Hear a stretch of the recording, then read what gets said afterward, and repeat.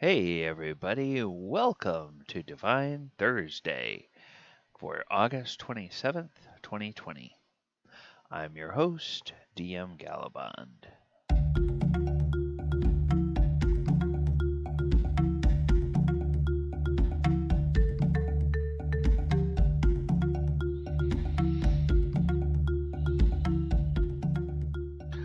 Alright, today on Divine Thursday, we are going to be taking a look at a spell that has been around for a long time in D&D, and that is called Firestorm. Going to take a look at where it came from, how it's evolved, and where it is today in 5th edition. As usual, we're going to start our examination of the spell by looking at the current edition of the game and seeing how Firestorm works in 5e, since that's the edition that probably most people are familiar with. In 5th edition, Firestorm is a 7th level spell for clerics, druids, and sorcerers. And it takes one action to cast, 150 feet, verbal and somatic only, so you need no material components. Requires a dex save, it's an evocation spell, and it deals, well, with a name like Firestorm, what else could it deal? It deals fire damage. So the storm is made up of sheets of roaring flame appearing in a location you choose within range. Consists of up to 10 10-foot cubes, which you can arrange as you wish. Each cube must have at least one face adjacent to the face of another cube. Each creature in the area must make a dexterity save or take 7d10 fire damage on a failed save, half as much on a successful one. Fire damages objects in the area and ignites flammable objects that aren't being worn or carried.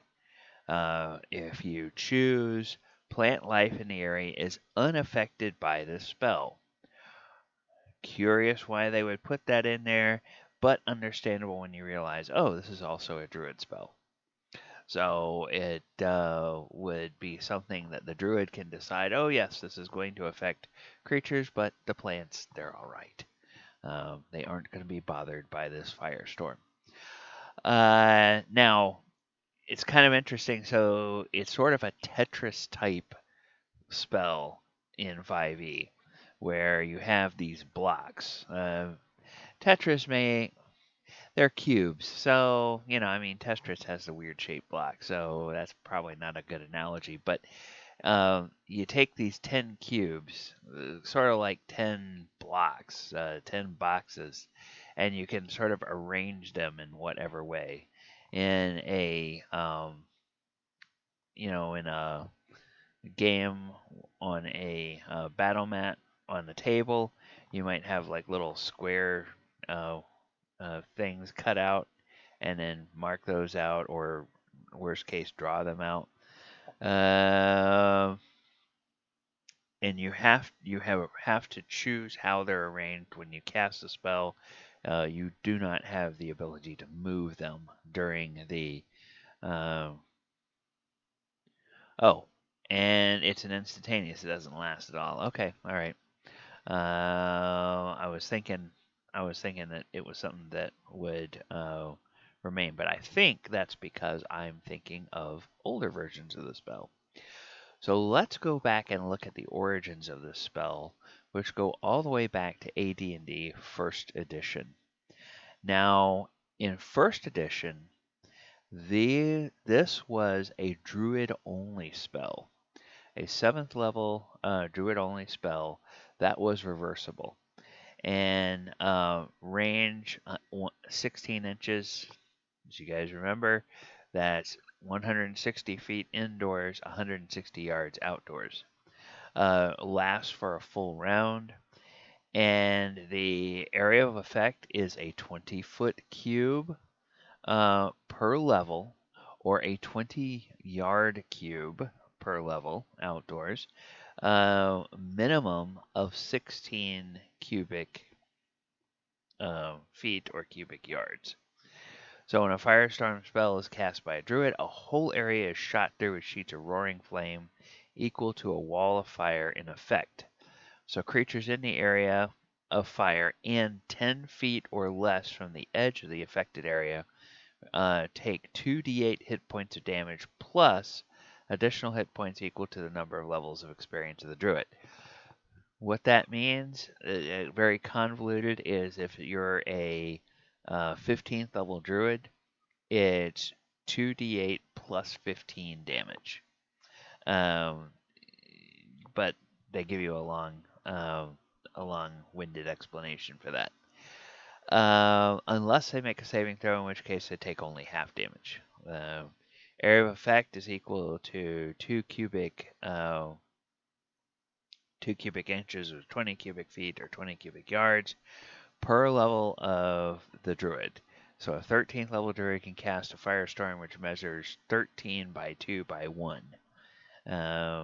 The height of the storm is 10 or 20 feet, 10 or 20 yards. The balance of the area must be in length and width.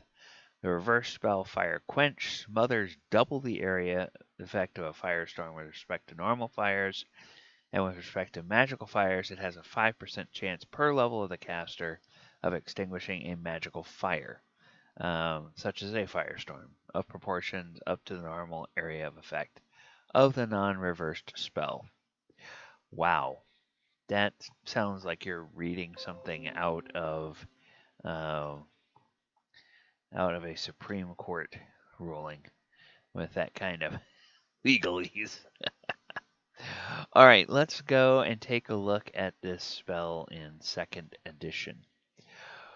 All right, Firestorm in 2nd edition is for clerics and for druids. Evocation, reversible, it's elemental sphere. Once again, similar range and saving throw for half damage. And the text description is almost exactly the same as the 1st edition spell. So they've just clarified, they got rid of that stupid inches thing, and they just decided, okay, we're not going to do anything indoors versus outdoors. It's just going to be 1 unit of measurement. Doesn't matter where you are, and that makes a whole lot more sense. That nonsense with the AD&D of where it was 1 measurement indoors and 1 measurement outdoors, that's just kind of dumb. So they use this. They standardized it in 2nd edition. All right, 3rd edition, Firestorm. Now you have clerics, druids, and fire. It's a fire sphere. So level 8 cleric spell, level 7 druid, level 7 fire sphere. The whole area is shot through with roaring flame. Flames do not harm natural vegetation, ground cover, and any plant creatures in the area you wish to exclude from damage. Any other creature within the area takes 1d6 points of fire damage per caster level to a maximum of 20d6. So they simplified this. And of course, 3rd edition is where they separated out all the reversible spells. So you would have Fire Quench as well as Firestorm in this edition of the game.